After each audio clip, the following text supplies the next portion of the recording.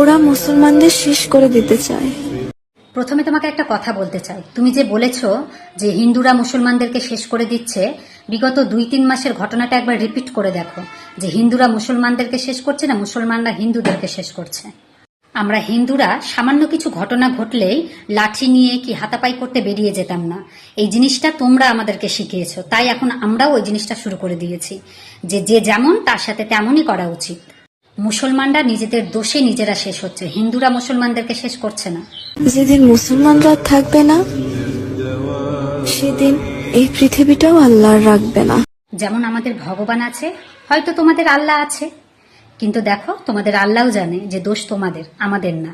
ওই জন্য তোমাদের আল্লাহ পৃথিবীটাকে ধ্বংস করছে না। যে তুমি বললে মুসলমানরা না থাকলে পৃথিবীটাও রাখবে না, তোমাদের আল্লাহও জানে যে দোষ তোমাদের, তাই পৃথিবীটাকে ধ্বংস করছে না। তো দোষ যখন তোমাদের আছে তখন মুখ বন্ধ করে থাকো, আর না মুখ বন্ধ করে থাকতে পারলে দূর হও, তোমাদের জন্য গেট খুলে দিয়েছে।